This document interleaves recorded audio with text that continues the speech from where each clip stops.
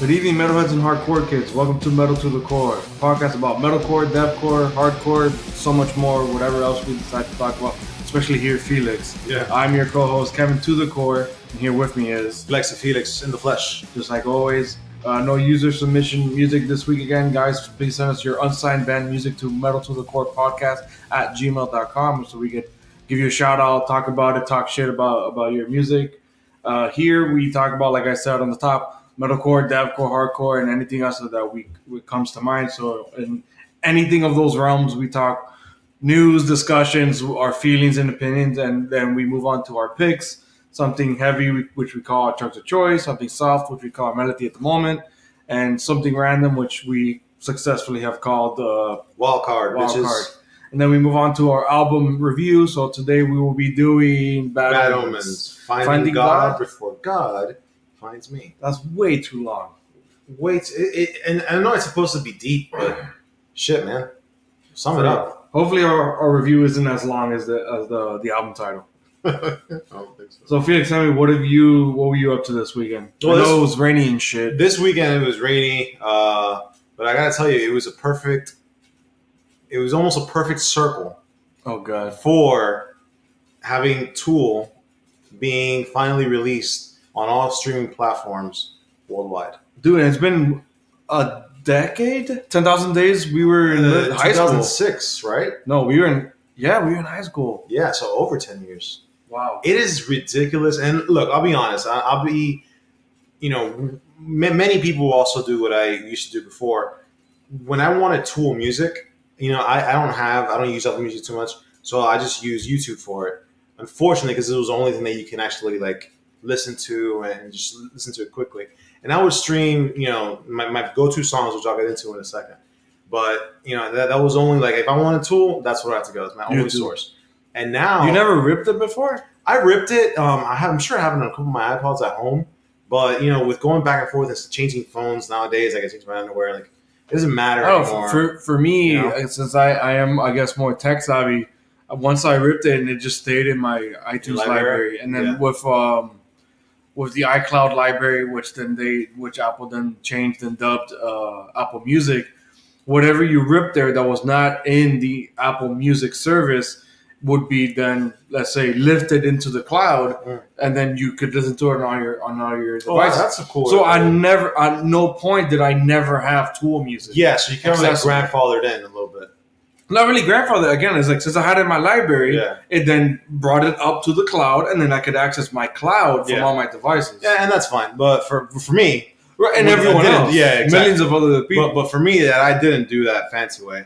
I just streamed it, and I also had Android for a little while. So it becomes this whole. You've been in Apple for almost all since I know you. So it's kind of I think I jumped on. After 10,000 Days came out, so 07. Yeah. 07, 08. But nevertheless, this is a very exciting, day. I think this happened on Friday when it was released. This past Friday. August 2nd. Yeah, August 2nd. And I want to say, the response from people has been ridiculous. I personally really enjoy the fact that it's alive and well. I can readily access it whenever I want to. And on rainy weekends, and share it. You could share I the can Tool share songs. it. Yeah, I can share the Tool songs so people know. Tool has always been one of the bands that they're very iconic. Some people don't get it, and it's fine. It might not be for you to get. Prog metal snobs. Exactly, prog metal snobs. But for us, I mean, at least for me personally, Tool really hit home with a lot of the things that they produced, especially early on.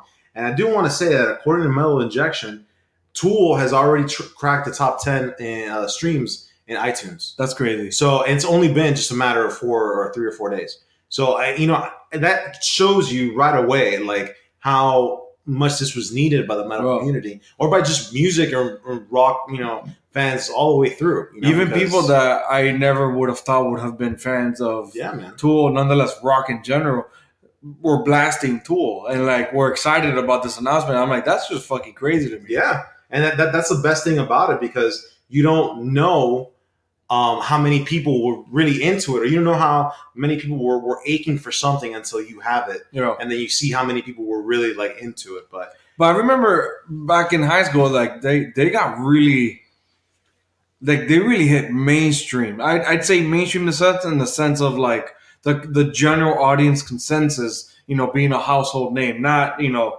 Lauderatus, which is what most metalheads dub as like the quintessential Tool. I'm a little older of a fan, and I think Enema I think so, yeah. is more of the quintessential Tool. That's my favorite album. My favorite songs are from there, and then that's the album that I revisit the most. Laterales, that's when they got really, really abstract. That was not for everyone. That it wasn't for everyone, Yeah. and a lot of people have dubbed that that's Tool just because of that's already the 2000s. I believe Laterales was 2000 or 2004. 2001. Damn, 2001. Yeah. And Enema was what, 99? Enema was 96. Which Shit. I'm with you. That was my It's favorite weird. album Why too. did I like that one more since I got into them around 2001? Around Laterales. Look, Laterales had Schism. It had Parable and Parabola.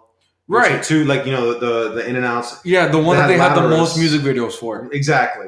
And you know, they also had like the graphic designers do a lot of the work for the pot, you know, Right. and stuff before that. So it's funny you mentioned that. That's what I was going with. That they hit really mainstream success with 10,000 Days. Yeah. Because I think by then they had become a literal enigma of a band a span of about 15 years by the time that had come out. They had only had 5 full-length studio albums and an EP. Right. And hit like crazy commercial success with 1,000 Days.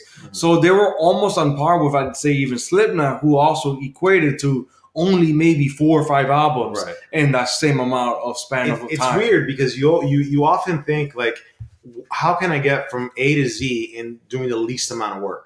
And Tool did that not only, you know, by having the least amount of songs, which if you compare them to a lot of the bands that kind of spawned out of this era, you know, they definitely have the least amount of songs. But you see the quality of their music that's lived on for decades, Right. and it hasn't skipped a beat. There hasn't been, you know, one album, even because it all depends on who you talk to, but for the most part, it's a general consensus of each album from Tool is just as good as the one before, or even better than the It one has a coming up. very drastic different sound Exactly, from the previous. but it's all good, and that's what the general metal community really appreciates. That regardless of which one was your favorite, they're all respectably really good, and it was really nice to see. You know, I'm always a sucker for, you know, opportunities for the metal community to come together and you know, be one and share one common, whether it's an album, it's a concert, whatever the case is. But this was really nice to see because a lot of people that either they love metal, they love rock or whatever, or they were just reminds them of the time that they were going through back in the day, Right. in 96 or in 06 or whatever. You know, they're picking it up like they never left it off.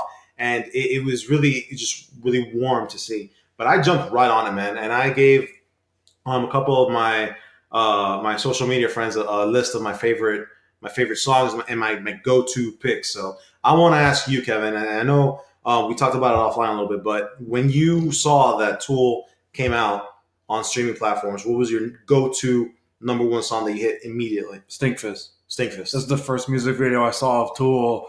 One late night watching Uranium.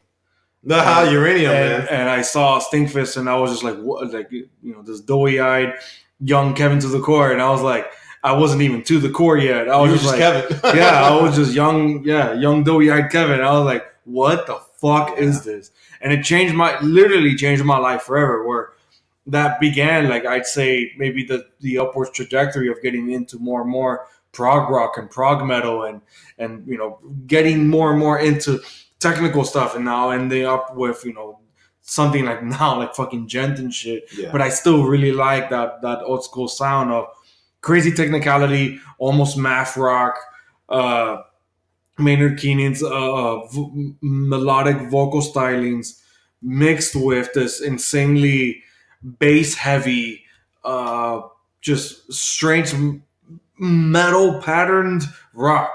It was weird, this weird enigma, and that's why I love that album, Enema. And I think when I think Tool, I think that album. Yeah. I think Stinkfist, H, What's the other one? I think Leeches is on that album. Unless Leeches is on Lateralis. No, Lateralis. That's on Lateralis. What's another one from Enema? Did you like Enema? The Yeah. But I'm thinking of like the more commercial ones because I don't remember Enema being that. Well, it's Hooker with a Hooker Penis. for Penis. Yes, that's one of my favorite songs. And when I first saw them live, I've only seen Tool live once. Mm-hmm. And when I saw them live, they came out to Hooker with a Penis. Nice. And it was amazing, man. I came out to Hooker with a penis once. It didn't work out quite that way. But that's a story for another day. No, it was also no 6. What a useful idiot. Got it? But yeah, so my when I first heard that Tool was on streaming platforms, I jumped out. And to me personally, not because of the meaning of the song or anything like that, but the way the dynamic of the song unfolds is what really has always captured me. And that's 46 and 2. Okay. That's my go-to song. Like many songs of Tool, it starts off with an amazing bass riff, almost too simple. Wait, that's Enema. No, that's 46 and 2. I know, but that's on Enema. Yeah. I'm on the same album as you are, man. But that's my favorite go-to song. I was scared you were gonna say Schism. I was gonna be like, bro, really? No, man, come on. You with the basic, right? That's basic as fuck, isn't it? Yeah. And in I picked 5 and especially songs. as a bassist, Right? I was like, boy, he's gonna say Schism. Fuck no. I mean, don't get me wrong. That was the first song I ever learned on bass. Because as you should have. That I get. Yeah, exactly. But there's so much more potential to this band. There's so much more to offer that you can't just you can't just go that so basic with it. But that was my my first choice. My second was actually Stinkfist. Nice. That was my second one. And then from there, I jumped to 10,000 Days. Believe it or not, that's a big leap because you go from really, everything is from Tool is different, but you go from very different Tool to a more established. I don't want to say radio friendly because it's still Tool, but you go to a much more it's almost accessible, accessible album at 10,000 Days. But if you ask me, 10,000 Days, I might get death threats for this, has the most talent in the whole band because it almost feels like with songs like Vicarious, that's one of my favorite songs too. Yeah. And Jambi is amazing. But all that I was gonna say that's my second. Yeah. After Stinkfist, I jumped to Jambi. And you can tell like almost how well everything was produced and how it comes together. That you still see bits and pieces of that in the earlier work, but it just feels like it's constant progression. And 10,000 Days, in my opinion, where they got the best that they've been. And now I'm just psyched for their new album that's scheduled to come out on August 30th because they left us 10 years ago. Oh my God, Fear Inoculum. Yeah. And I actually saw. I love that meme. The meme Say it. That says, "Why does a new album?" We'll put it up on our Instagram. But it says, "Why does a new Tool album art look like it was literally designed 13 years ago?" Yeah. And then it's just exactly what you expect. Shout out to Headbangers Club on social media. Really good content. But yeah, man, I'm excited for it. I think it's great. The news that it's on streaming platforms hit me hard as fuck. And I haven't stopped listening to it since. So that's my cool take on that. Your picks today say that. Yeah, and that's another thing. I can't wait to get into my picks because I made a hard left where Kevin probably stayed, exactly what you think, core and all that stuff. I got some surprises coming up for our audience today. So Kevin, what'd you do this weekend? Something that happened after our show last week. I had a show, another show, not this. I went to a concert. Oh shit! Which I believe I think we had talked about on this show. I'm not sure. It was the 10th anniversary tour of Constellations by August Burns Red. Nice. And I was really excited because it's funny how we're now talking about stuff, of nostalgia, especially of Tool and in high school and stuff like that. And it's funny hitting. Now this is the second album that August Burns Red toured a 10-year anniversary for because I had just seen them 2 years ago. Yeah, I remember. For Messengers. Yep. Their second album, but first album with the current singer, Jake. So it was really funny seeing them announce Constellation's 10th anniversary tour, and I was like, I have to go because to me those two albums back to back, I'm like those were just 1-2 punches. Oh yeah, With especially with Jake on Messengers, that to this day I still think that's one of their most. That is probably one of their best and still the most aggressive fucking albums, and up there in the upper echelon of one of the most important metalcore albums. And if after that, maybe it's not up there, but it's definitely in the outer layer and part of the conversations is Constellations. I think Constellations is up there, man. Because it pushed them more as instrumentalists and musicians to really come together and bring and write better metalcore music. Yeah. Where they, went more technical, less technical, went more melodic, less melodic. They did a lot on Constellations. Absolutely. So seeing that live was fucking inspiring, man. I bet. It was so awesome seeing, of course, the classics like Meddler. Yeah. And what was the other heavy one? What did they start off with? Did they go in order? How did they do that? No, they didn't go in order. What was the other big hit on Constellations? 30 and 6, I think it was called. 30 and 7. 30 and 7. They played every song, right? Yeah, they played the whole album, and then they did another mini encore set that was like 5 hits from other albums and whatnot. Okay. And of course, ending the night with Composure, which of course the fucking that's like the thing, right? The whole venue lost its fucking mind over. You probably weren't expecting it. Yeah, it was cool. It was good. And something I really have to point out was the backing vocals of the bassist. He's gotten better throughout the years. He's gotten so good. When they did the song, I'm pretty sure it's the one called "The Frost." That's featuring Jeremy from A Day to Remember, and Jeremy does the clean vocals on it. The bassist did it. Obviously, they're not gonna have Jeremy come on for one song. What's that guy doing anyway? Are they still making music? Yeah, the band is, They Remember still making music, and they're still popular in their own rings, especially here in Florida. Because A Day to Remember has become a band I forget. So it's not a band I can't afford to because my fiance is in love with them. Right? Yeah, she likes them. But I just thought it was so funny. Seeing them, and I'm like, holy shit, the bassist got really good at the clean singing. And I thought it was funny because that was a topic that you and I were talking about on the podcast not even that long ago. So August, I want to go a little bit in order here. I don't remember the local band. I had gotten there after they had already finished. So I got to see Silent Planet live. Oh, how'd that go? Great. Yeah. I didn't give the shout out to the venue. The shout out venue was South Florida's best Revolution Live in downtown Fort Lauderdale. Yeah. Great fucking venue. That's a venue that you and I have been going to for what, like 10 plus years more? Yeah. We saw more since high school. Since high school, we've been there. Yeah, so it's been close to 15 years. I'd want to say now that we've been going to Revolution Live, and it's never disappointed. Maybe some shows are better than others, but what was really funny was like they had like a catastrophe of a night this night where the AC was broken. Did they? Holy shit! And it was I'm not sure if the show was sold out. And if it wasn't sold out, then it was damn near it because it was fucking packed. You could, yeah. And of all days, the AC was broken. Damn. So then, by the time August Burns Red was on, even Jake, the singer, gets on. He's like, "Yo, I'm slipping on the floor up here," and you see it on his shirt is wet, bro, Felix.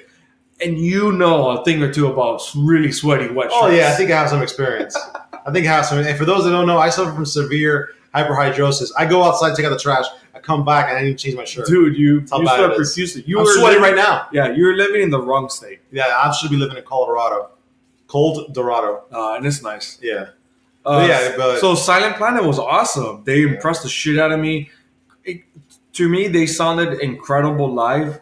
Almost, or if not as good as they do on CD. But what I really need to be impressed with was their showmanship, because their music is strange. It is. They do this strange, like, especially the singer's vocal performance, is this strange, like, shouting, hardcore shout-esque vocal performance with like almost a slam poetry type of vibe.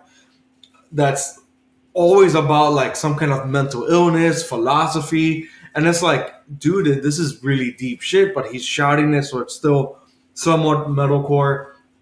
The band's musicianship and instrumentation is always melody in conflict, direct conflict with heaviness, and it's to me just so incredible. So seeing them live, I was just like, man, this is something really special that I took away with like they did something very different that night, Yeah. especially in a very weird lineup that August Burns Red built up. So after Silent Planet, for some reason, was Silverstein. Yeah, I saw that. Super strange, very, as you and I know, emo band, or screamo, as some would call them. I would never call them screamo because they don't scream a lot, and when they do, it's that whining screaming. Yeah, almost kind of twangy. So they borderline pop punk and verge on like emo rock, But ABR has always done. They've always toured with bands that are different, that aren't too similar to them. which is They smart. love to tour with Periphery, which And I Devil found Wears Prada. odd. Devil Wears Prada. Which essentially I is get ABR, but like more dynamic. Yeah, like I get touring with Devil's Wears Prada because they kind of came up around the same time, Yeah, so I get that. yeah, they were lumped together in the same they metal. love to tour with bands that have nothing to do with their sound. They toured with As I Dying once, and we saw them, and that felt more in vein to their sound. yeah, I loved it for it because it gives you more of a dynamic show when you see them, and you get to appreciate, kind of take a step back and not have to like constantly go through the same. Think of the deathcore show, for example. Yeah, It's going to be the same, or a hardcore show. It's going to be the same 5-minute songs back and back and back and back. you take that back. Yeah. Because I'm going to a hardcore show this Saturday. Which one? The Pure Noise Pure tour. Noise tour. Yeah. But so overall, it was a good. I saw some live streams. From Yeah. So what I want to finish up quickly on the concert. So Silverstein to me impressed me. Did they? Dude, they had crazy amount of energy on stage, and the singer was wearing a cast. Now, Oh shit. I have to be reminded that this is an over 20-year-old band. Still, Yeah, dude. they're in their 30s. Yes. Maybe 40 easily. Maybe. And these dudes are singing about teenage angst. So I'm just like, dude, this feels weird and dated. And physically, it's just like, it's hilarious because it's like, oh, you're so old. You literally broke your arm. The singer's in the cast. And I'm like, this is hilarious. But their sound and their vibe and their energy, I'm like, dude, that was really impressive. I left really impressed with their energy on the stage. I'm still not a fan of the music, but man, they gave it their all, and I give them mad props for that. So then now, August Burns Red, I think, because we went with a friend of the show, Mike Jugs, and I think he reminded me because there's a bunch of times I've seen ABR with you, and a bunch of times I've seen ABR with Mike. I think together I've seen ABR now 9 or 10 times. That sounds about right. And I still think one of the better times was the Messengers tour over 2 years ago. This is easily second or third best. Yeah. Because, dude, Constellations is incredible live. Seeing Meridian, Mariana's Trench, 30 and 7, or 6, I forgot. There's 7, yeah. 7. Meddler Live is fucking incredible. I bet. Rationalist. Dude, like that seeing those songs of an iconic metalcore band, and it's their first foray into really experimenting and becoming more dynamic in range was incredible to witness live. And they went all out with the light stage. I think I sent you a picture with the lights. They love to do that. Dude, holy shit, that light stage presence was incredible. Yeah. I had a blast in this fucking show. The last time I saw them was with. Well, actually, no. Let me take that back because the last time I saw them was at the Born of Osiris concert, and they were headlining. That was with you, and that was this year. Was that last year? I actually don't know. Yeah, I think it might have been like late last year. Great show, or early this year. Yeah, it was a great show, but before then, but easily at that one, Born of Osiris stole the show. Oh, dude, I mean, you can't compare because it's fucking Born of Osiris. It's just two different shows. But I want to say my very my most memorable time seeing ABR was when they were touring. I can't pinpoint the year, but it had to be or sometime around 2010.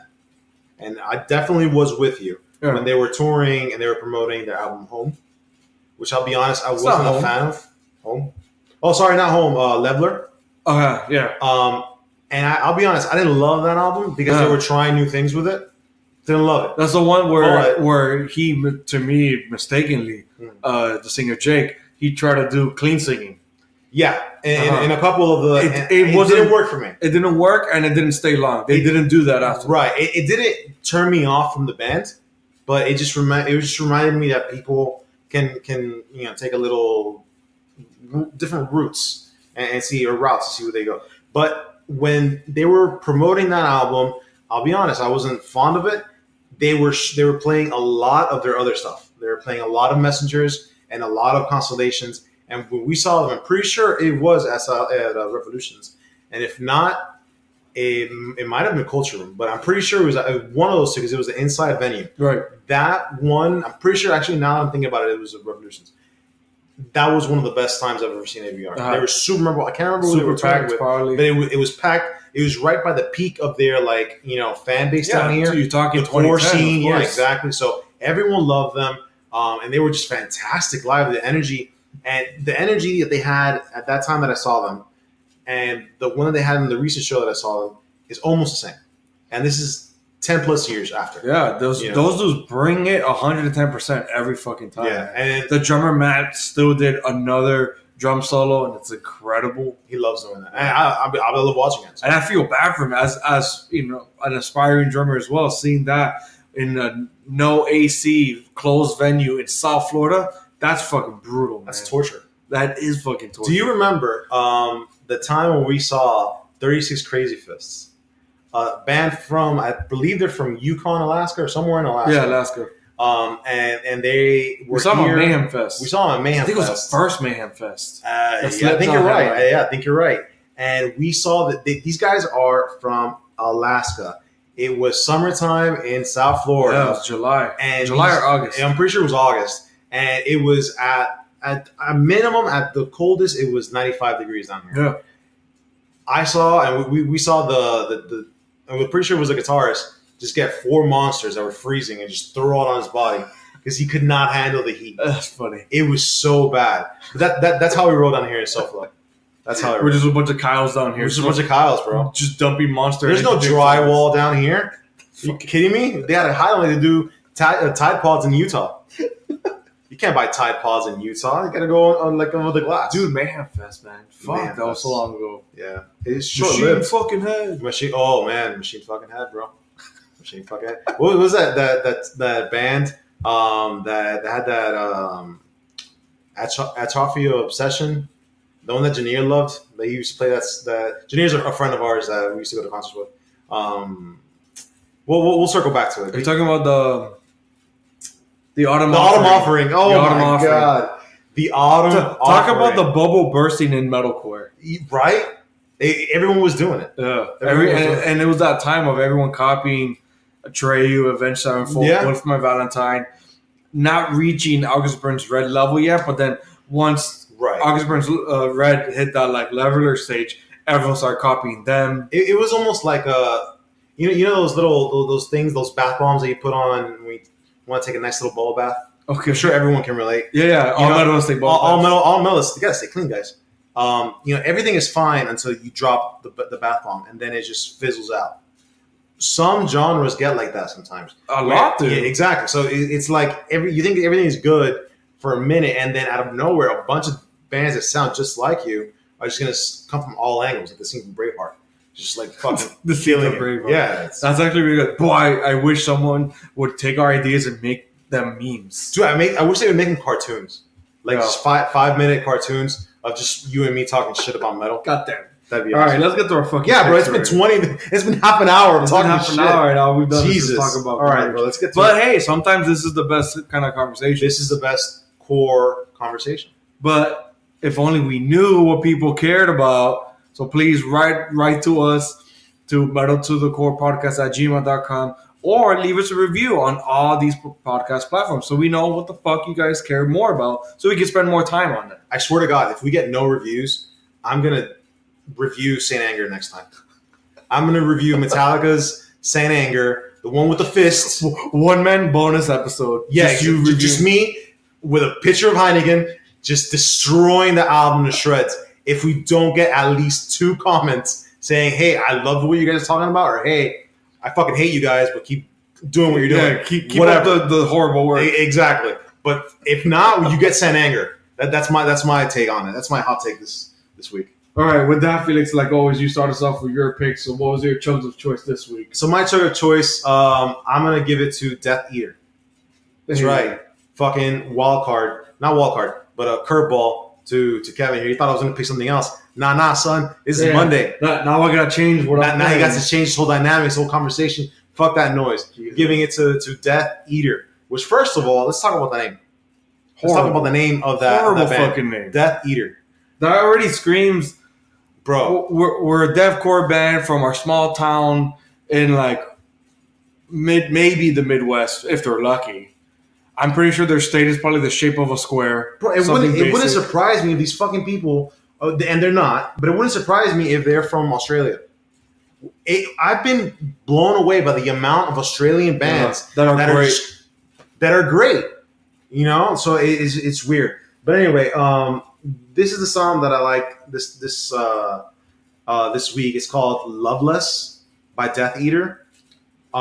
It's a pretty good and slow, juggy type of song. I like it. It gets to the point of what it is. You know what I mean? There's nothing special about it. Right. It's just it hits you where it needs to hit you, and it moves the fuck away. The band seems young and cool. I would like to see them live, believe it or not, just because they're kind of slow.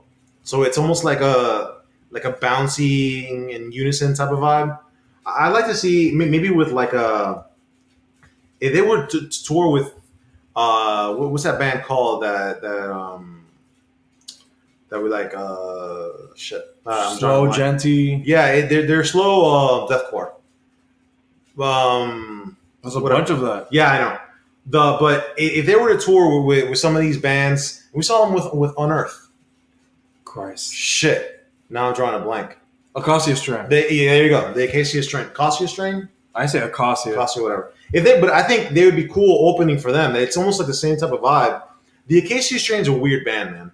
Yeah. Because they've been around for years. And they still, I was blown away because I first got into them and their second album, and after I saw them live, I think it was a great show. Yeah. I thought that would be the end of them. I thought it was like, all right, 2008, 2009, they're done, no more traction. And then I check in on them at 2012, 2013. Especially that early era deathcore, a lot of bands fizzled out. Yeah. And only maybe Suicide Silence, who else would have stuck around? Oceano. Because everyone from that era either changed or fell off. Job for a Cowboy went more death metal. Yeah. Who's the other one? Black Dahlia Murder went more black and melodic death metal. Yeah, I don't know how I feel about Black Dahlia Murder, but that's another. I like them. They're great live. I don't know. And then that influence of melodic death metal that you got me even more into melodic death metal. To me, is what saved that band. Yeah, probably. But my point is with the Acacia Strain was I thought they were going to just fall off and fizzle out. And then when I checked in on them 4 or 5 years later, not only do they have an EP for every year probably, but their following was just fantastic. And they would constantly tour. And I'm like, holy shit, these guys don't give up. Well, I'm not a fan of them. I'm not a huge fan, to be honest. I think it's because they've gone with every deathcore trend to stay relevant. Now, probably. I have to give them props because they've managed to stay relevant by changing their sound and writing these deathcore trends. Yeah. So whenever they've incorporated a little bit of rap or more slowness or more breakdown or more gang vocals, whatever the trend is at the time, they've incorporated. They managed to do it, yeah. And then they managed to do it. Now, I don't like that in a band, but at the same time, it's like I just said, I have to give them props because you know what? They've managed to stay relevant. Yeah, We're still talking about them now in fucking 2019 when Tool just, re-released their shit on streaming service. Exactly. And we're here talking about the Acacia Strain instead of Tool. That says a lot, guys. which is not even your pick. Right, exactly. So going back to Death Eater, goddamn, bro, what a fucking name. The It's Death bad. Eater, And is then even so the bad. song name is bad. Loveless, like you're already eating death. We know you don't like to love. I get it. You know, let alone love less. You want to be loveless? You maybe love more. Maybe I want a band to give me like a fucking curveball. I want a band to say, you know, Death for Pony, Death for Pony. or Rainbows and Sunshines, and then have it be like, this is kind of weird, right? And then it's just the best deathcore song I've ever heard in my life. That would be a little different move. We'll coin it Rainbow Core. Rainbow Core, and you know what? As it should. But until that day comes, we're gonna stick with Death Eater, Loveless. I recommend it for a quick listen. It gets pretty cool. I like the vocals, but you know, it's a chug. It's a chug. You listen to it for a couple days, move on. I think that's my problem with it, is that there's nothing that much special about it. Yeah. But you know what I'll give it is that it's groovy. Yeah. It's that Meshuggah, you know, very thaw and genty shit. But then that's all, what makes it also breaks it for me is that it's just, to me, in my eyes, as a big fan of gent for fucking years now and liking deathcore for years as well, this just feels like a Meshuggah clone. It's this, like, exactly what you were just saying about the bath thing or whatever. This bubble is about to burst, and then this corner is crazy, insanely riddled with these copycats of deathcore incorporating gent and being slow and heavy, and it's just like, I can't stand it, man. They're all the same. I can't tell them apart. I can tell this one apart because the vocals maybe work a little bit, but then I think the song is just too long, man. It's like 3.5 minutes or 4 minutes. I think it's 3.5 or something like that. Yeah, and I'm just like, yo, if you're gonna be slow, heavy, simple, chuggy, heavy, cool, give me quick. that. Okay, But give me a break, like a fuck 2:45. Give me 2:45. I'll raise you to 2:30 and fucking wrap it up. Yeah, Like I don't know or care. You're not telling a story. Right. Let me just. You're not Tool. You're not Tool, bro. All right. That could be the name of the episode. You're not Tool, bro. I like it. You know, like I get it. You know, Tool and certain bands have the right to have these like 7-8 minute songs because they're doing something with it. Like it's artistic, it's whatever. But you think I want to listen to a 5-minute song from Hatebreed? You think I want to listen to a 5-minute song from Knock Loose? Right. Cut that shit out. Put it 2.5. Even they know that you. Yeah, and even they know, like, yo, we're gonna lose some people within 5 minutes. And to this point, deathcore is almost in the same like conversation. Wrap it up. Well, remember the wrap it up box from the Dave Chappelle show? Yeah. Wrap it up, B. Wrap that shit up. I get where you're trying to go. Imagine if we could bring that to concerts. Dude, Oh my gosh. I think we'd be kicked out. Revolution Live, make it happen.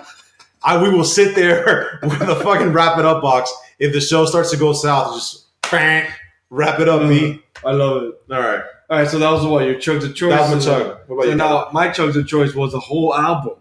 God, Not a single. fucking damn it. So you threw me a curveball, I'm throwing you a curveball. But it's not that much of a curveball. You threw me a curveball. Right. I throw you a curve, bitch. Yeah, I don't have that much more to say because it's a band I've already talked about from a previous single. That's Carnifex. Their album World War X finally came out last Friday, and I thought it was fucking awesome. That was one of my picks For what? for Chug of Choice last 2 weeks ago. Right, one of their other singles. World War X to me is quintessential Carnifex times 3. We're talking about like early era deathcore, how a bunch of those bands either fizzled out or changed so they could stay relevant and move forward.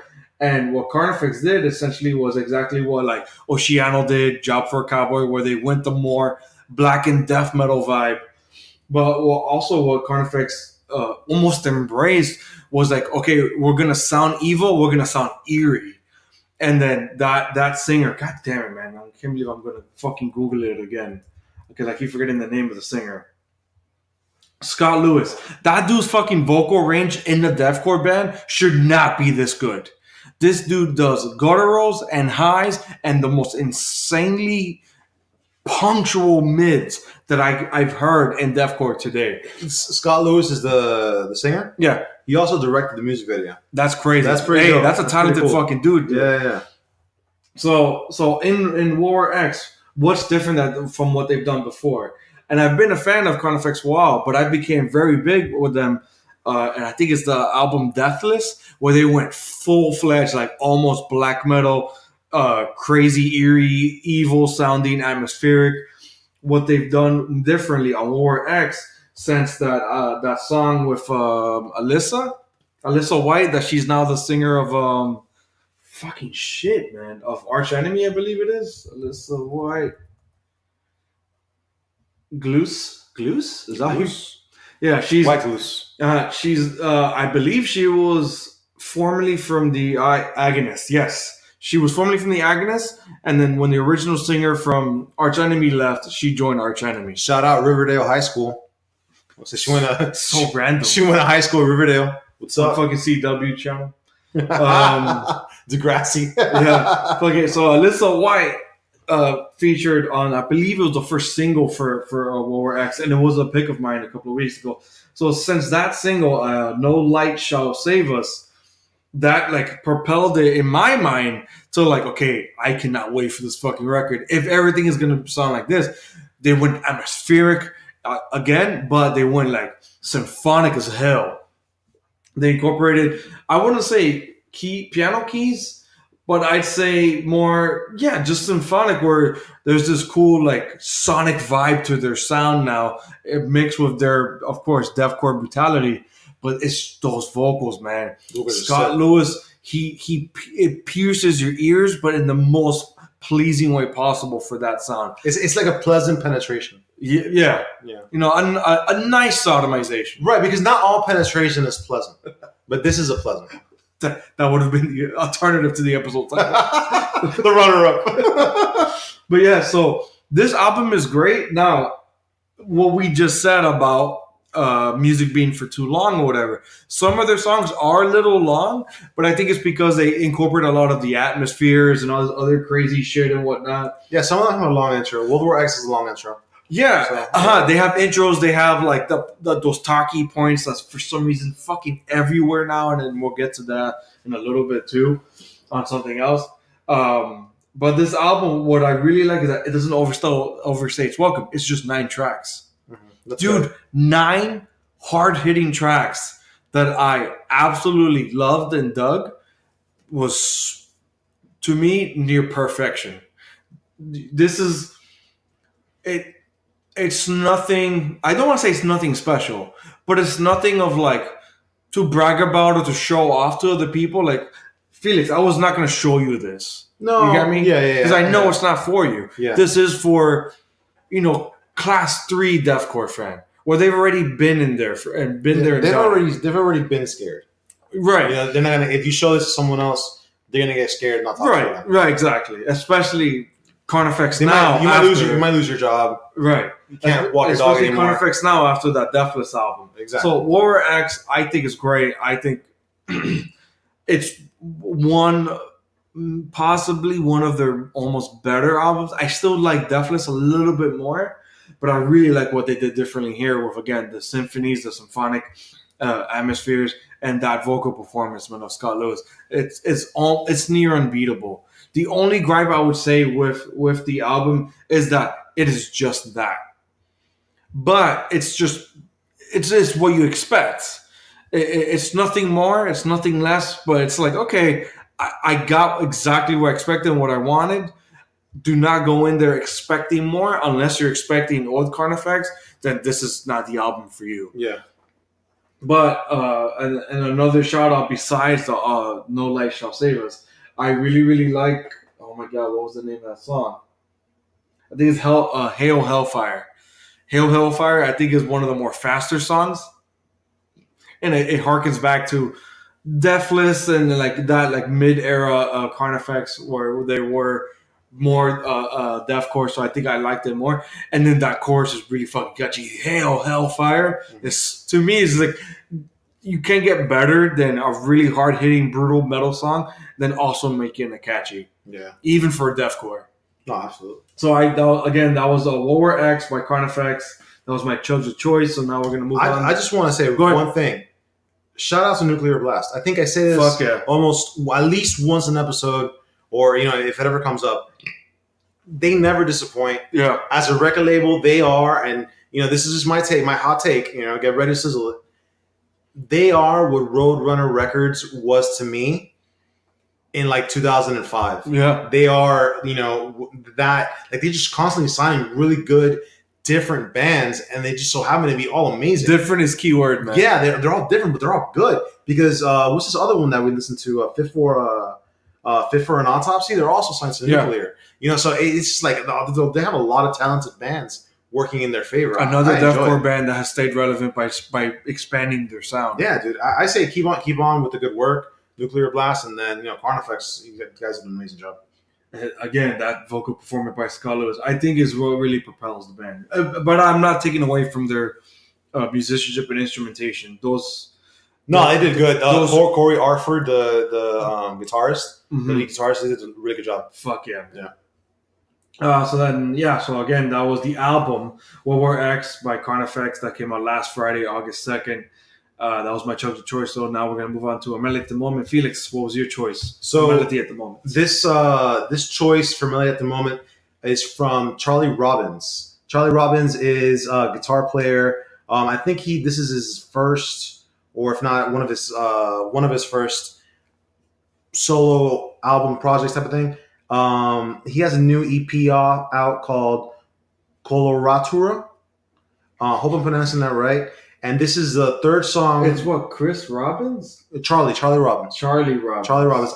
The song is called Spicy, but here's a spicy take on it. I couldn't find it on Spotify. I couldn't find it on Apple Music or anything. I had to use YouTube to find it. And you know what? It's well worth the search because Charlie Robbins does an amazing job at first of all, the song itself is extremely melodic. It's extremely, proggy, how you want it to be proggy. It's almost like a Tosin Abasi song, and to be completely honest, that's like being compared to a Rolls Royce. So that's one of the best compliments that I can give Mr. Charlie Robbins here. It sounds almost like a song right out of any Animals as Leaders song. Yeah, specifically the Joy of Motion album. Just like it just came right off it. Maybe like even like a bonus track. Yeah. The guitar work is second to none fantastic.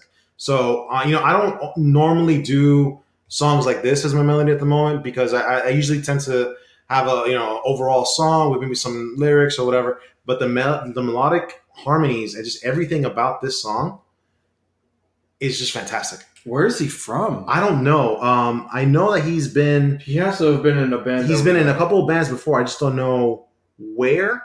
But I do have to say, after listening to this song, I had to drink 2 gallons of milk. That's how spicy this fucking song was. It left such a good taste in my mouth that it was fantastic. It's cool, man. That like almost Spanish acoustic guitar intro was so dope. Yeah, and I love it because it goes. It almost makes you feel like, all right, this is what the song's gonna be like, right? It's gonna be like an acoustic piece, and like, no, the fuck, it isn't. It's a very funky, it's very jazzy, but it's also very, just amazing. It seems like Kevin's looking him up now. It seems like he's just a normal dude with some really serious chops. His channel is growing. He's got 13,000 subscribers. You can purchase his tabs if you want to, and you can pick up his EP. Oh, that's why his EP is only available on Bandcamp. So he might be unsigned. That might be why he's not on. So, Charlie Robbins, if you're listening, great job with this song. Kevin, what'd you think of it? I'm loving this. I'm listening to it now for the first time because, just like you said, I could not find it anywhere on any streaming service for me to listen to it. So I had to put it on YouTube, and this is fucking great. Like I said, that Spanish guitar intro was fucking cool, and then as it kicks into high gear with that slappy bass and the guitar picking like that, and the tappiness, dude, like it's so exactly what you said, like Tosin Abasi level of intricacies, and it's unmatched by. I don't want to say it's unmatched by anything because we're in 2019. We're in a day where there's fantastic soloists and and instrumental bands and multi-instrumentalists like Tosin Abasi and bands that we've even talked about here, like Modern Day Babylon. I'm sorry.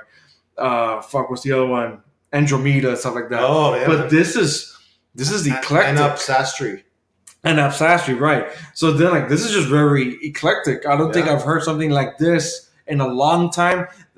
I would like to compare him to maybe Ben Sharp from Cloud Kicker. So Yeah. it's a solo instrumentalist who also on Bandcamp, who I wholeheartedly believe. It's my hot take. I think Bandcamp wouldn't be where it is today without Cloud Kicker, Mhm. because I think he's one of those really early artist adopters on there that people really backed up the site because of him and his music. And he's been steadily every year.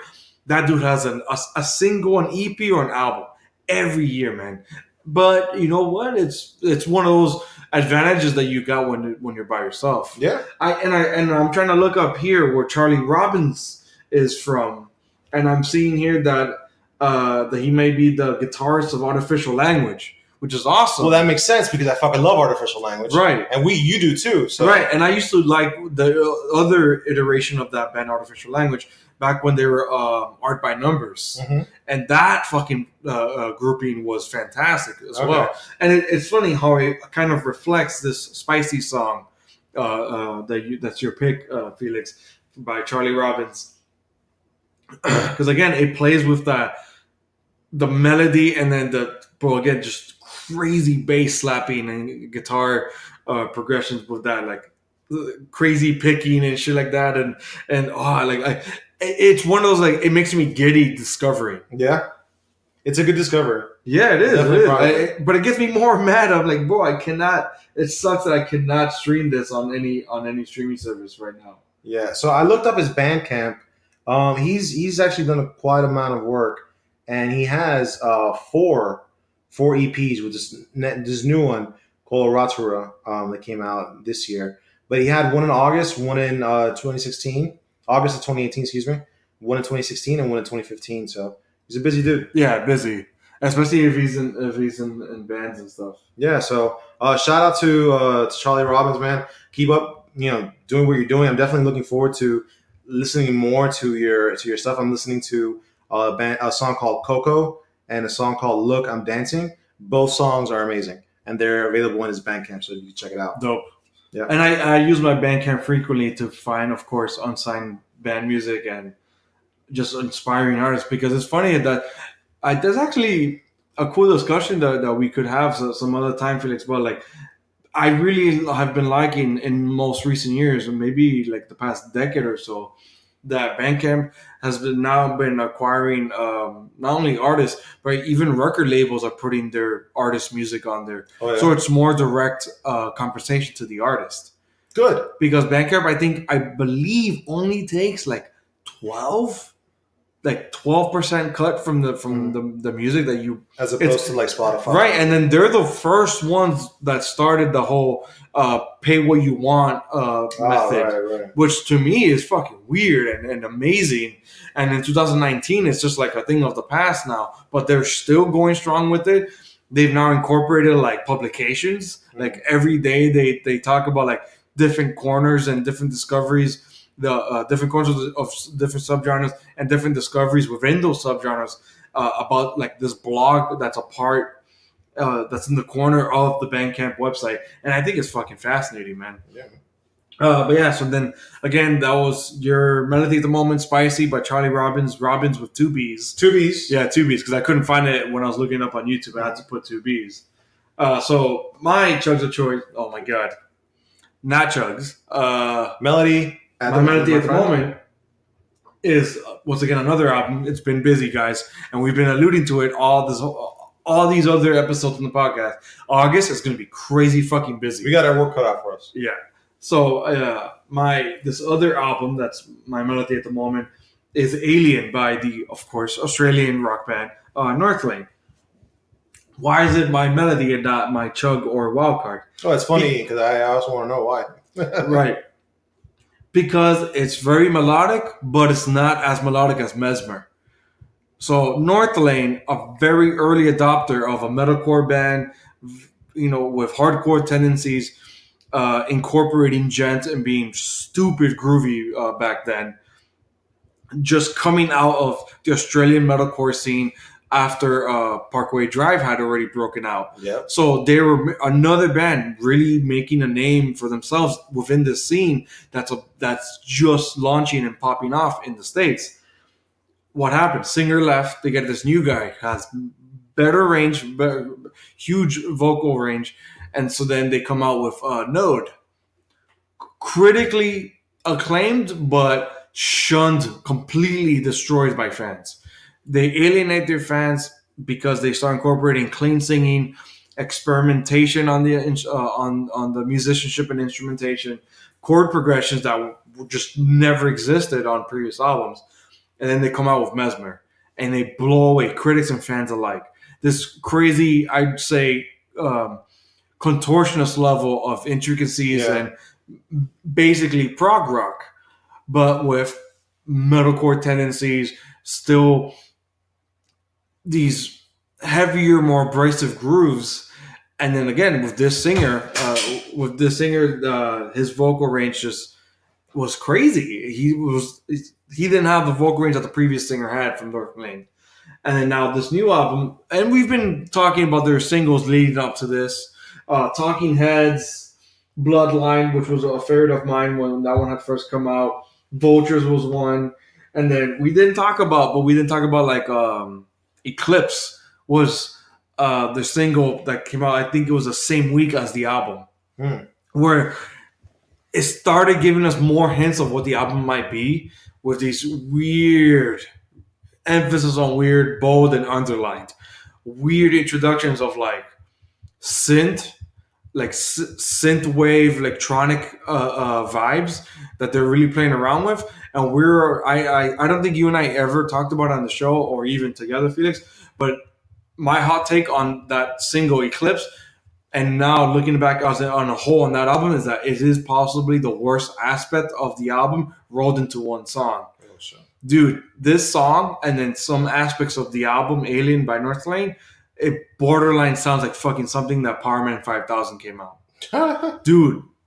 And I know you're laughing because it's fucking ridiculous to say that in 2019 the band will sound like Powerman 5000.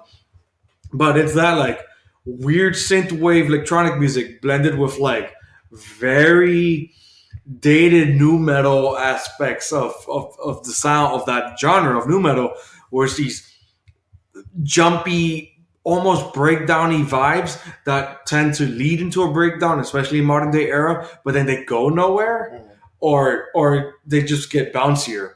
And it's just like it's the most predictable version of a breakdown onto itself. So what Northlane did is they've incorporated that and blended it into this like crazy blender with other vibes, especially with their Mesmer album, where again, crazy chord progressions, almost contortionist levels of melodies, and just again, it's progressive rock that they've incorporated, and this level of melancholy. There's something sadness in the singer's voice when he was singing melodically, especially in choruses where it made it catchy. Then what they did differently than what they did with Mesmer, they almost like devolved. They went back to the Node sound, where the singer's vocal range, he incorporated that like really nasally screams that he had. And I think that's the worst aspect on this album, besides the Powerman 5000 stuff, is they returned. Yeah, they brought back the heavy snarly screams, which I think fail on all fronts. Yeah. And it's funny because this one song, and I'm listening to the album, and I'm like, oh shit, here the screams sound better. And I look up the song, and it's Free Fall. It's not the singer. Guess who it is? Who? I'll give you one guess. Come on. Who's one of the greatest current metalcore singers right now that could scream? The dude from Architects? Sam Carter from Architects is on Free Fall. These fucking Australians stick together, man. Yeah. I wish we had that kind of unity. For real. Wait, no. Architects is... oh, he's British. Same English, thing, right? English. Same thing. Yeah, goddamn. What's the difference? One drinks tea, one drinks Foster's. Same fucking thing. Oh, God. Koalas and whatever. You get the fucking point. Foster's and tea. We saw like a Like a bunch of Americans. Yeah, That's what we sound ignorant like. Americans. Like a bunch of ignorant Americans. Jesus Christ, especially on the precipice of two back-to-back shooting massacres. Jesus Christ. Yeah, we took a dark turn. All right, But you know all right. what? So did North Lane. But Okay, again, back to so that. that song I thought was great because the screaming is awesome. And then as soon as I'm like, why is it so much better? And then I look up like online and it's fucking Sam Carter from Architects doing the screams. I'm like, man, that's What that's song is too that again? funny. Free Fall. Yeah, because you know what's really funny? That was my favorite song. Right. And before you said that, I took a glimpse of the album and I'm like, I don't love everything. Freefall, it's like hitting me. I'm gonna mention Freefall after you're done, and I'm like, oh fuck, yeah, well, That's why. that's why. Yeah. And I'm sure a lot of people are going through the same thing. I'm like, Yeah. this is good, but So this I is remember. better. So I remember. I don't know if you remember on Friday. What did I write to you about what we were going to review today? I told you I'm like, yo, I'm really not digging the new North Lane. Oh We need yeah, to- that's right. That's right. That's we right. need. It's better that we review. And I was all for Bad it. Omens. Yeah, I was all right, for and you're it. all for it. And I'm glad we stuck with that. That's Yeah. fine. Because the gripes I have with the album are to me are levels high enough to not want to review it Yeah, they as outweigh a it. main Right, episode right. review. But I still want to talk about it because throughout the weekend I kept revisiting it, and You then you probably wanted more. they're okay. It's like the best way to compare it to, it's like a summer movie blockbuster. Like Where- Skyscraper with Dwayne The Rock Johnson. Okay, let's think of it that way. Where there's aspects that you absolutely hate because they're stupid, but then there's something else there that's working, and it's firing on all cylinders when it's working. But then when it doesn't, it boggles down. It's like all the Fast and Furious movies, starting with Fast Furious 5, and then everything that worked was just The Rock. And now you have Hobbs and Shaw because that's what really works. And now you have too much Rock. And now you have too much Rock. And now you're figuring out what the fuck. Get Tyrese back on the phone. Get Paul Walker back oh on god, the phone. It's gonna leave a voicemail for sure. I heard his career went in flames. Jesus Christ. Okay, I'm trying to get to this Anyway, fucking that's a bad North omen, Lane man. album. Oh Jesus That's Christ. a fucking bad omen. I'm trying to get to this fucking North Lane review. He should have taken the North Lane instead. Oh god. These phones are ridiculous, guys. But yeah, so the best parts of the album are all the melodic songs and all the melodic aspects, like 4D, Jin. What was the other one? I love Rift, and I started realizing that why I kept going back to the album that the aspects I was really liking are the ones that reminded me most of Mesmer. That for some reason they brought that like contortionist vibe, and I don't know how they did it, but they blended it with this shoegazy,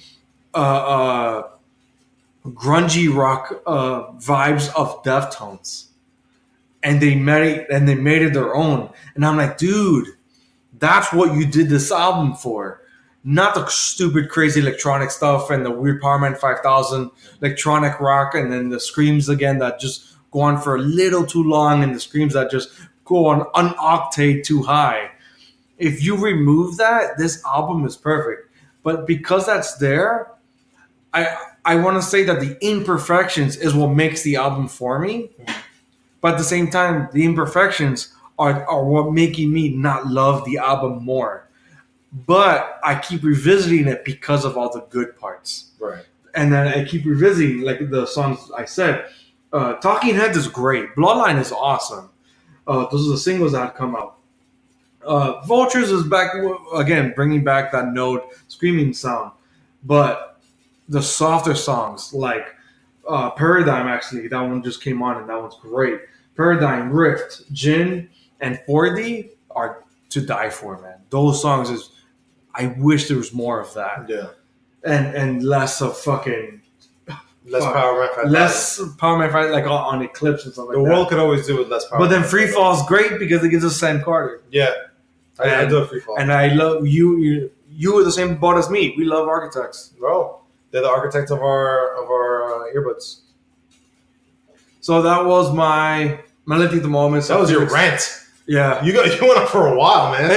That's what happens, man. It's like it felt like a relationship. Like it had its ups and downs, Yeah. more good than bad. But you have to emphasize the bad to explain why Bro, you. sorry, broke up but with them. your brother's your dick. I can't be with you anymore. And you don't give me the sloppy. Hey, you have to give the toppy. No sloppy toppies. I wonder if Slurpee Toppé. I wonder if people outside of Florida get those references. I don't know, man. We'll see. Write to us in the Yeah, smash that subscribe button, hit the notification bell, and let us know in the, Ring on the that comment bell. section. Ring that bell. All right, so Felix, tell me what was your wild card so we can get to our album review. So I wanted to go wild this week, and another song. Wilder than you have? Wild. And I've been wild as fuck. I need to be tamed, bro. This song is also only available on YouTube. God damn it, Felix. That's it. I promise you, I have no stock in YouTube, but you can only get it on YouTube. This is from a band called Too Many Zoos, and when I mean this is a wild card, this is a fucking wild card. Kevin has put some shit on this podcast before that has been completely out of left lane, completely out of north lane, and it's just been weird. And I guess it might have been Tool. It might something clicked in my brain that I was like, I need to look for different stuff. And I've known Too Many Zoos before. I've listened to a lot of their stuff. Kevin, I sent you a couple of their videos before. Yeah. They have one song with they play. Well, first of all, let me backtrack. Too Many Zoos is a 3-piece band from Brooklyn. I'm pretty sure they're from Brooklyn. If not, they're from Pennsylvania. One of those two. And it consists of a saxophone player, Trombone. a trombone, a trumpet, and a Percussionist. percussionist. That multi. I don't know what his deal is, but he's awesome. Yeah, he plays like he plays the kick drum on his chest, the fucking block, and a little cymbal. Yeah, and that's all you need. And a lot of their gimmick, and we're starting to see a lot more bands come out of this, or at least I am, because they really made their thing in the playing in the New York subways. So that's like their style. That's kind of where it originally Probably came the from. art district. Right, exactly. But anyway, the band is called Too Many Zoos. The song in particular that I want to share with the world now is called Black Ice. It's going to be a little weird when you look it up. I highly, highly, highly suggest you do.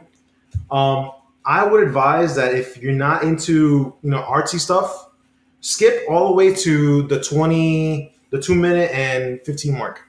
See, if you skip all the way to there, you're going to get right into the pre-chorus and then the little chorus. And you would think, all right, this guy's just a saxophone player, a trombone.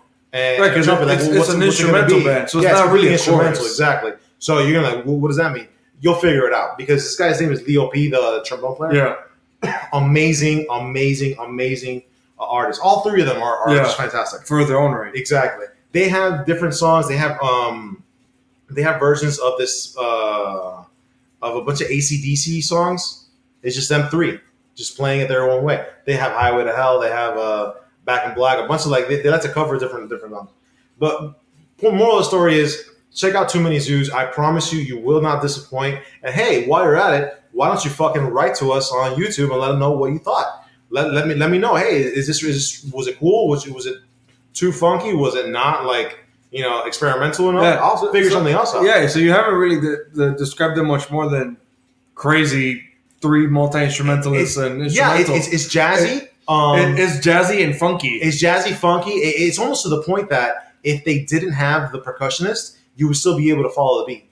Yeah. Just because this guy, Leo P, again, he does such a good job at making sure everything gets where it needs to go. And then the trumpet, I don't know the trumpet's name, but fuck, you gotta give him credit because the dude has some pipes, bro. It's one thing is to sing, yeah, literally. One thing is to sing, and the other is just to just blast on the horn like that.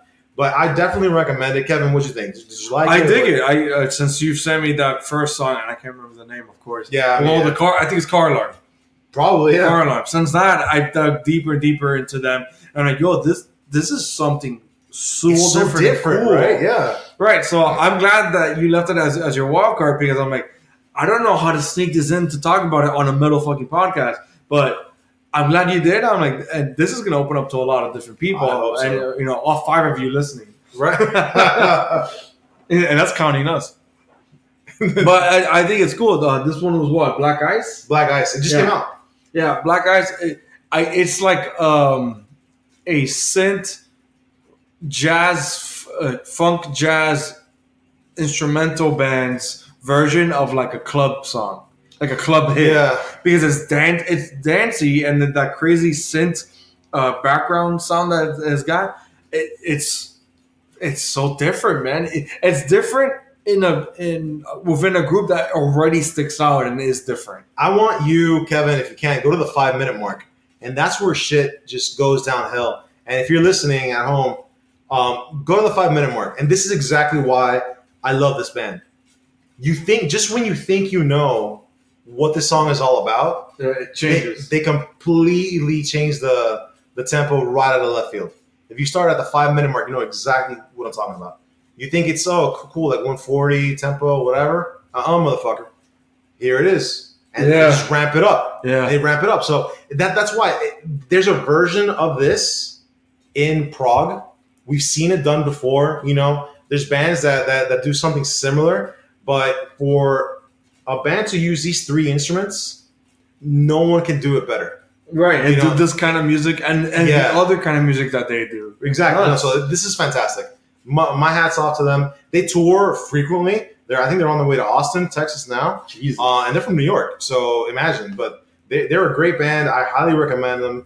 And please let me know what you think, because I'd be more than happy to kind of just talk to you about it and see where you are. And we'll definitely, Too Many Zoos, if you're listening, I'm a really big fan. And I'm sure I turned Kevin into a fan too. So, much appreciate your work. Dude, this is fucking nuts. Yeah, it's different, man. It's different. I dig it, but it's just because I already dug them before. Exactly. So I'm curious to know, or to hear, like, what people that have completely never heard of them before, because I don't know how you can compare this to any other band. Like, you can't say, like, all right, you like the Contortionists, you'll love Too Many Zoos. Right. There's no fucking way. But, right. So then that was your Wild Card Felix. What about you, man? That was Too Many Zoos, Black Ice, and then, of course, I'm going to bring us back to something core, something metal. And just like typical Kevin fashion, I'm always gonna choose something when something interesting in the mathcore realm comes out, and that is See You Next. That's See You Space Cowboy. I was gonna say See You Next Tuesday. That's actually a really old band that I don't think is still around anymore. Yeah, See You Next Tuesday. Oh, they probably left. See You Next Tuesday. They probably never. Oh, See You Next Tuesday. That's a term for cunt. God damn it! Did you not know that? Yes. See, like, hey, but they spelled it. But you see Shelly over there. I'll see you next Tuesday. She's a big See You Next Tuesday. She's send help, guys. Wait, hold on. Okay, no. This is See You Space Cowboy. Space Cowboy. That's what I spell out cunt though. No, I think they messed up. No. And like other friends have told me that's some anime reference. I'm not an anime fan, so I didn't know that.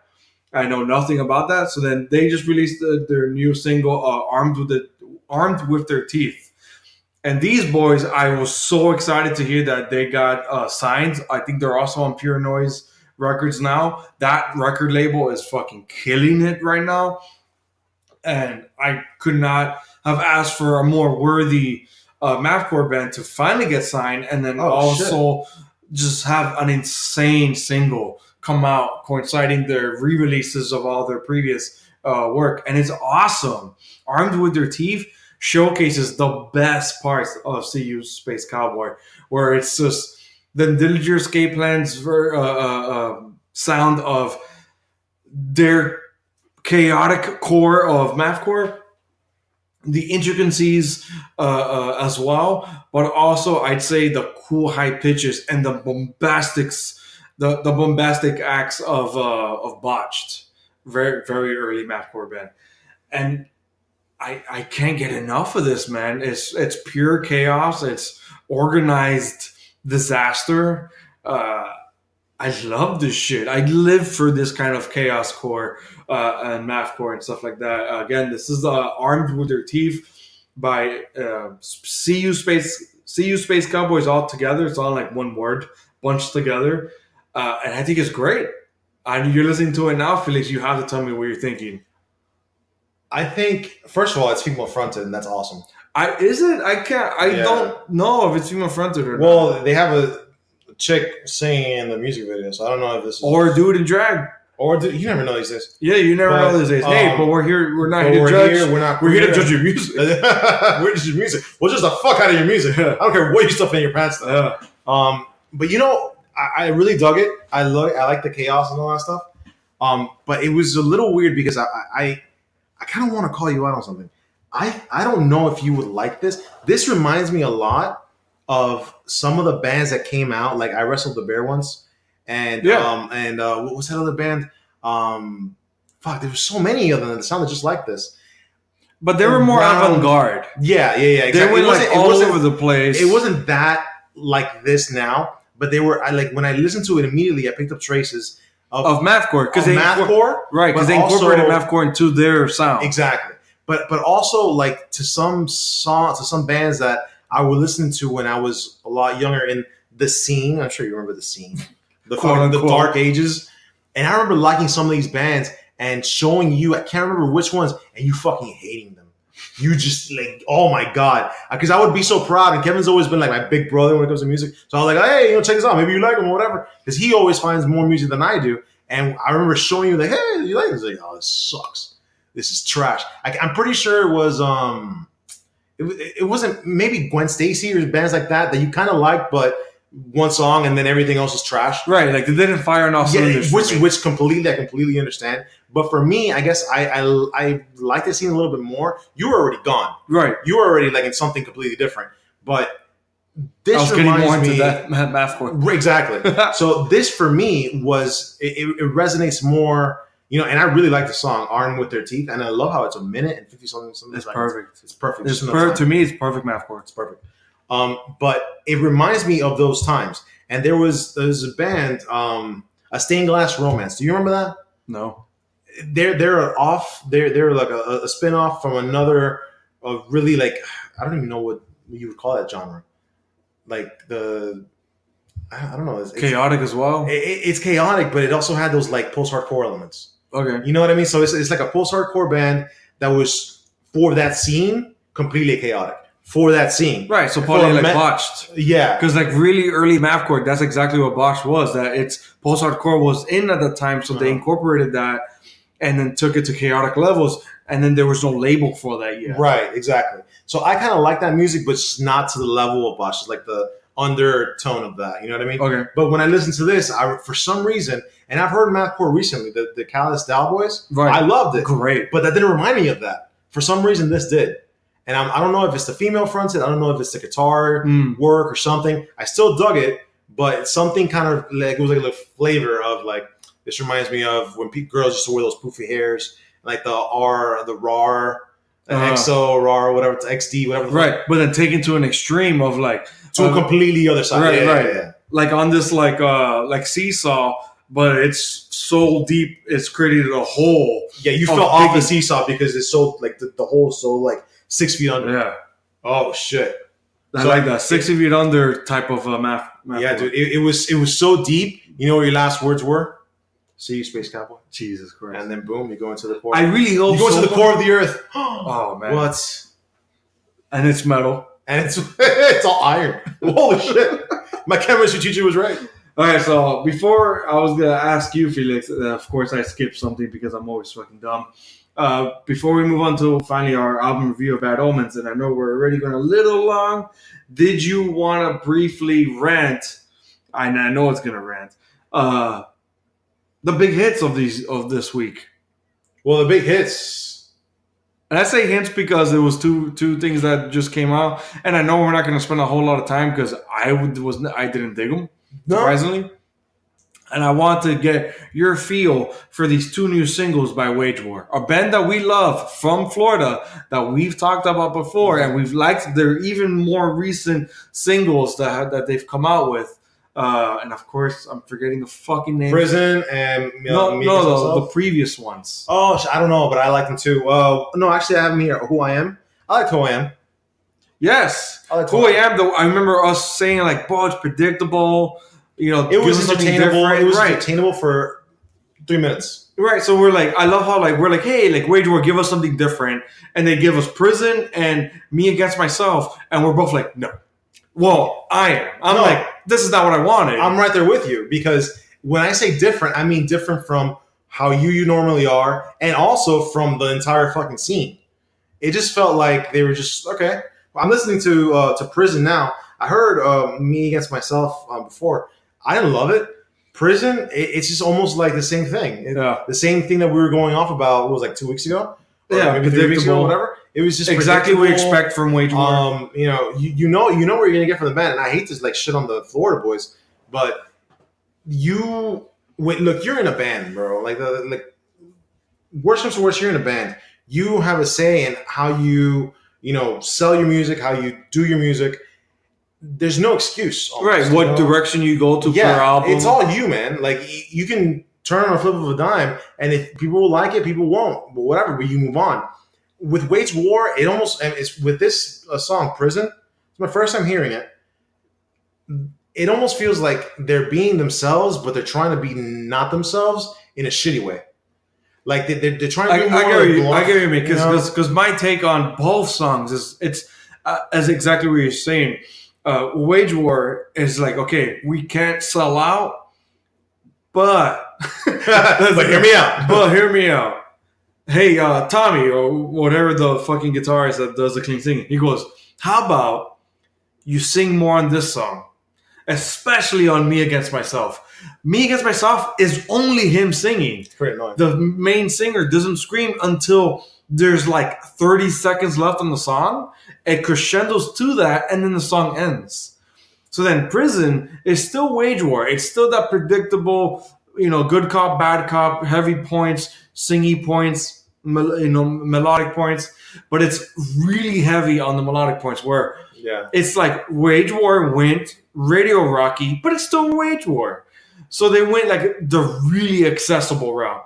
So then now, why I'm even bringing this up before we get to our album review of Bad Omens, I was wearing my Wage War shirt at the August Burns Red show at Revolution last week on Wednesday.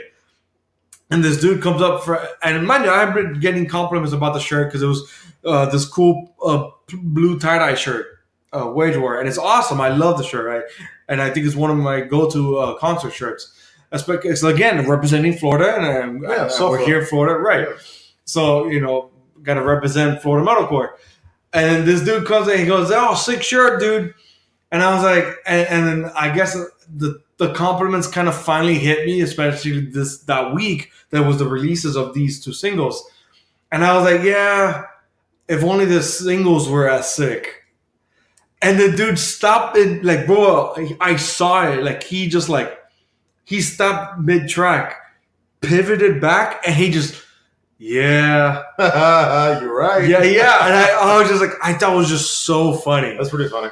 And like, it hit me. I'm like, I need to talk about this on the show. Oh, no, absolutely. So I didn't want to linger too much on these singles. I know that you and I weren't going to be so hot on it, on either one. I absolutely hate Me Against Myself. It's Wage War not being who Wage War is. It's as if they took a chorus from a previous song and made a whole song of it. Yeah. And I really don't like it. The worst part, they've done something like this. They've given that singer, that guitarist, a song, I think every album. But it's always been with the formula of something, it gets heavier, it crescendos, there's heavier sections. But this is just melodic. There is no screaming. Maybe there is, but it's that same singer. And the worst part, I've seen them live before. That singer can replicate that. Oh, no? No. He does a good job, but he can't do any of the singing. Yeah, he probably does a good job by Warped Tour standards. Like No. I'm saying he does good on the other Wage War songs. The typical ones, where he only does the chorus, where he only does backing. Yeah. But a song, him by himself, he can fucking do this. Mm-hmm. This is why it's a studio song. Yeah. He can replicate this live. So I didn't want to linger too much on these Wage War singles. Again, they were called Prison and Me Against Myself. Felix, say your piece with them so we can move on. I felt like I was listening to Me Against Myself in a prison on Planet Horseshit. I don't like it. Boy, you and these damn puns, man. All right, with that, we're gonna on that note, we're gonna end with Imagine when you get the album review. Like, okay, we're done. We're fucking done. All right, so we're getting really late, and I'm sorry, guys, but we really want to get to this album review of Bad Omens, Finding God Before God Finds Me. Right? Did I say that right? Oh, no, you got it right. All right, dope. So that album also came out last Friday. Again, that was by Bad Omens. I can't remember where they're signed to. Are they signed to Sumerian? Oh, that wouldn't surprise me. I actually don't even know. Holy shit. Now I'm making the podcast last longer as we look this up. Sumerian Records 2019. Yes. So I was right. They also got a couple of good bands. And right, and I think I've mentioned this on the podcast before, when I saw them live with After the Burial, and I can't remember who else. After the Burial had the singer come on, and that dude screamed his fucking head off, and amazingly so.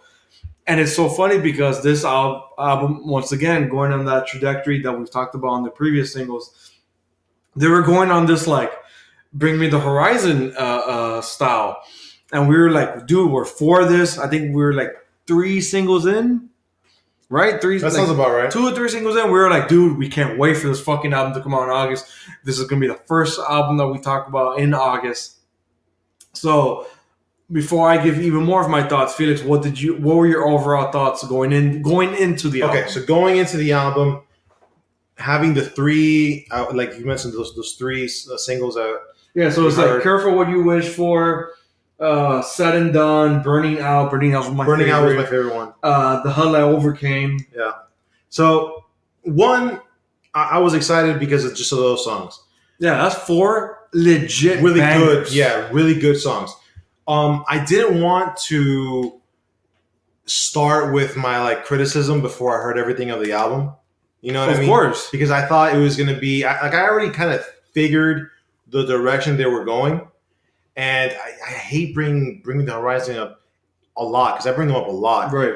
But then again, look at the stuff we're listening to. It's the easy like go-to. It's a golden standard. Right, and they've pioneered this direction for metalcore bands and post-hardcore bands to get out of that rut. And they're like, okay, now there's a path for us to follow. Exactly. And you know what? More power to them. And I'll get to that in a second. But just based off those 4 really good songs, I was hyped about it. So I was expecting a lot. Did they disappoint? Not at all. I thought it was a great album. There's a couple of songs that I like specifically, which I'll get into in a second. But overall, I don't have... This is the best assessment or the best analysis that I can make is Bring Me the Horizon did a very ballsy move, right?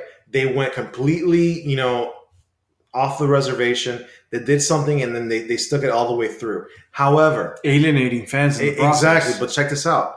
While I was listening to this, it got me thinking to Finding God Before God Finds Me.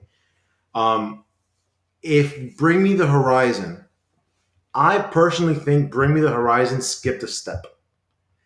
I think from their last album, which I can't remember the name of the album right now, but That's the Spirit. That's the name of the album. Yeah, That's the Spirit. So That's the Spirit was already like getting more radio friendly, more poppier or whatever. But I want to say that before Bring Me the Horizon did an amazing job. I'm not criticizing them at all, but it almost feels like this album was the midpoint between Now That's the Spirit and Amo. It almost feels like this album, Finding God Before God Finds Me. It's like it's very snug in between those two. Yeah, because it almost feels like the most logical next step for what would have been Bring Me the Horizon. And the reason why is because it's poppy, but it still has that like like core like grungy type of Bring Me the Horizon style. That the very like throaty vocals, the great drumming and the great guitar work, and the very catchy hooks, that live throughout all of the album. But those are all elements that you find in every Bring Me the Horizon album too. Right. And going back, I'd say since Sempiternal. Everything especially before, since Sempiternal. Right, yeah. because everything before that, it's arena rock songs, right. And those are songs that you open up your show with and stuff like that. And there's a lot of songs in this Bad Omens album that you can definitely use as openers because they have a really good hook and they have a really good audience type of participation type of vibe to it. Great vocal performance, pounding drums. Exactly. So you would really see that being like part of the show. But I have no gripes, to be completely honest. I have no gripes with this. The only thing that I just observed was it almost feels like if Bring Me the Horizon would have taken this step and then Amo, it would have been less of a weight, like a shock to people. Yeah, it would have been less jarring. It would have been a little bit more predictable. Like, no, this is who they are now. I'm glad that they didn't do that and they just went with Amo and they fucking stuck through it. Right. Because look at what's happening now. This almost feels like a diet Amo a little bit. Like an Amo, not so much to the poppy, but like with enough elements to be really good, really catchy Mhm. and really accessible to a lot of different people. So I thought it was an overall great album. My favorite song, I like Blood. I like Mercy. Um, Careful What You Wish For is a good one too. Yeah.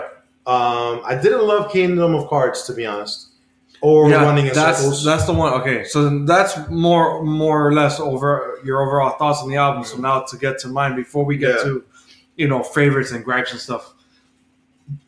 Of course, going into it, I was excited because it was one of my most anticipated albums of possibly the year, specifically August, and specifically for this podcast for us to review. So going to it, I was excited, and I kind of figured what to expect with those. Well, we had already 4 singles. Again, they were Careful What You Wish For, The Hell Overcame, Said and Done, and Burning Out. I loved Burning Out. I wanted more of that. I want exactly what you were saying, Felix. More of that Bring Me the Horizon, Amo. And oh hell, I would have been already perfectly fine with the That's the Spirit version of Bring Me the Horizon if that's what Bad Omens was giving me. But I've been a fan of Bad Omens since that first album. Of course, I forget the fucking name because I'm fucking dumb. But I've been a fan of Bad Omens since before, and I liked what they were doing. I just thought it was just it could be more. I saw the potential. And then with this new singles, I was like, yes, this is what you guys need to be doing. So then once I got to the album, I was like, this is great. But as the album went along, this is now where I'm going to get a little bit to my over idea of my gripes, and then we'll get more into it together, Felix. I think the album is fucking aimless. Oh, yeah. I think that's a huge problem. I feel like they weren't committing to the new song, the new sound that they were trying to go in, like the direction they were trying to get to. They weren't committing to it, which brings me to the analogy you were saying that it feels like that halfway sandwich point between Bring Me the Horizon's past two albums of Ammo, the latest one, and the one before that of That Spirit. I think that wedge is a problem. Mm-hmm. It feels like again, Bad Omens didn't commit to it. Yeah, pussyfooted. Right, and not only that, then they're like, hey, what if we experiment our own? So then the problem of like that song that you brought up, King of Cards, mm-hmm. where it goes almost country. I hated it. And the worst part is like, there's nothing wrong with their approach. It's the fact that they did it, and the song itself doesn't commit to it, and then the rest of the album doesn't either. So it feels strange. And then you get to another song, and I'm really shocked, Felix, because you said that it's one of your favorites. Blood. I like Blood. Blood feels like a step back, where they go back to the sound of the first album, Bad Omens' first album. That might be why I like it. I was like, ew, why? Yeah. So then, to me, it's the most blatantly song of like, oh, hey, by the way, fans, we're not changing. And I'm like, why? And then, again, like that song of Kingdom of Cards. And I was like, ew, why? And then another song that's a problematic one is Running in Circles, where they bring a choir, gang vocals, the same heavy metalcore sound from the previous album, but then there's a catchy hook and a melody. Now I'm like, what are you doing? What is going on in this fucking song? So I expected more like Burning Out and Said and Done, but those are the only songs that sound like that. And then other songs like Careful What You Wish For and Hella Overcame, I'm like, I expected more of the songs and more of the album to sound like this. But then you give me Kingdom of Cards, Running in Circles, and I'm like, what the fuck is happening in this fucking album? And Blood and Mercy, and I'm like, what is happening? It's like, I feel, and I wholeheartedly believe this because, I had more insight because I've been a fan of Bad Omens for so long. Hella Overcame was a single came out last year. Oh. I feel this album is an album that took them over a year to write and record, and you feel the progression that they changed as a band. And they didn't fully commit early on because the recording started so long ago. So as they recorded, they started feeling and changing and maturing as a band as they kept recording and as other songs were recorded. So then now you have this strange amalgamation of like a year span of maturity as a band, and they're like, what do we do with this? So I'm assuming the studio, especially that the band has a commitment to Sumerian Records, they're like, just release them all. We're not going to pay you to stay in studio longer to re-record songs or record newer songs for you to write now that you're more matured. So I think that's the problem. Maybe. I think you might be right. I hope it is. Let me go back. I hope it's not the case, but it sounds like it.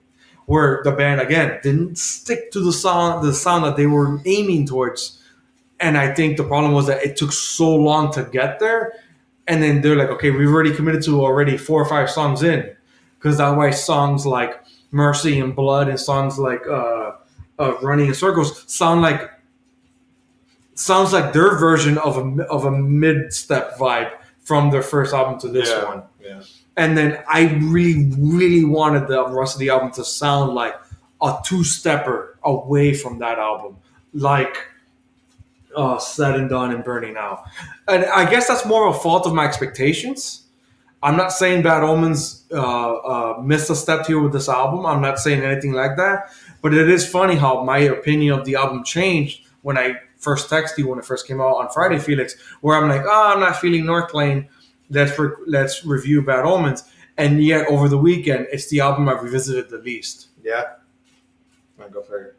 So then now, having said that, and you seem like you're kind of veering towards my opinion on the album, where it sounded like an amalgamation of different points of maturity. Yeah, no, I get that, and sometimes that happens. I get it, right? Because bro, it's a process. Yeah, it takes a long time. If you put a timeline on that process, it gets more complicated. Because you limit the freedom that you can have with it, and you also don't want to rush things.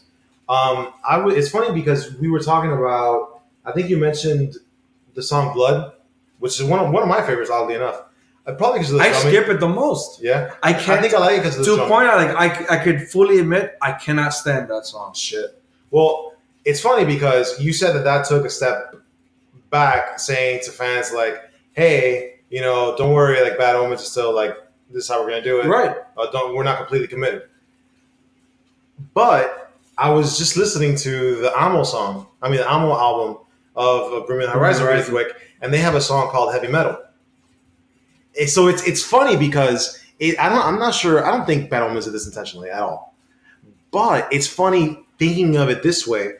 Heavy metal is exactly the opposite of what we are interpreting Blood from this album of Finding God Before God Finds Me, as in that song, Heavy Metal, they're pretty much saying like towards the end of the song, we used to love this band, but this ain't heavy metal anymore. Like, fake that's the chorus. Whatever, that's the chorus. The whole song is about fans. All he said is like people I wrote this because people kept writing. They're like, why isn't it the same? Why is it? It's like because you're not the same. Exactly. I'm not the same. But I think it's funny because just you and I talking about it, they did that. Bring Me the Horizon did that and saying, hey, like this is where we are now. That's it.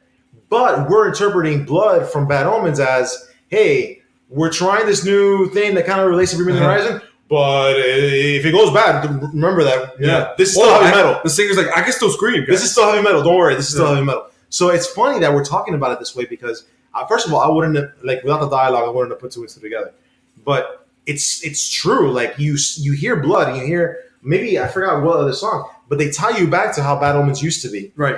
Nothing in Amo brings you to old Bring Me the Horizon. Right. Not one fucking thing. So it's one of those things. It's like, yeah, you jingle all the way type of thing. Our favorite song. I don't hate the fact that, because I told you I like the song Blood.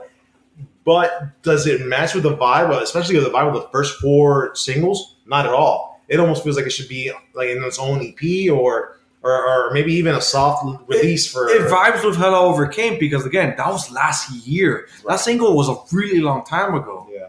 I dug it. I mean, for the most part, I dug the album. There's a couple that throw me off. I think I mentioned them already. But for the most part, I know what I was expecting. I think you were a little bit more excited than I was. Right. I was because again, scale fan. I liked. Okay, I understand that, but at least that is a scale based off of not being a fan before and liking the singles. Right. Exactly. And I dug the singles. I was excited about it because of the singles, but I also knew it was like, all right, you know what? They don't have that reputation from other bands. So I'm like, I'm not gonna expect. Right. They're an too much album sound. in. Exactly. They're an album into I was their like, career. alright, cool. You know, They're whatever. like multi-tours in now. So it's like, okay, they've only just made a vague name for themselves. Maybe this album will propel them more. And I really hope hopefully. I'm not ill wishing any intent. I'm not wishing any ill intent on Bad Omens. But I feel cheated, man. And again, I know it's on my own expectations. Yeah. But it sucks. This album now is I'm only gonna remember for like going into it for 4 to 6 songs maybe, and that's good. That's a lot of But songs to go into an it album. won't be in one of your tops. I'm not gonna go into it and listen to the whole album again. I can tell you that. And again, it's crazy how much my mind changed over the weekend. How much more I revisited the North Lane album. Yeah. Just because there was just something else there, man. And it's a mood album. Bad Omens is not even a mood album. It's just a hit. Yeah, It's just like I go in for the hits and I go back out. Yeah, no, I agree. It's like a 2002 DMX album. You go in for The Rough Riders the Anthem. Rough Riders Anthem, maybe 2 or 3 other songs, and you get the fuck out. X gonna give it to you and you're gone. Boom, and that's it. I can't believe we just fucking compared Bad Omens to DMX.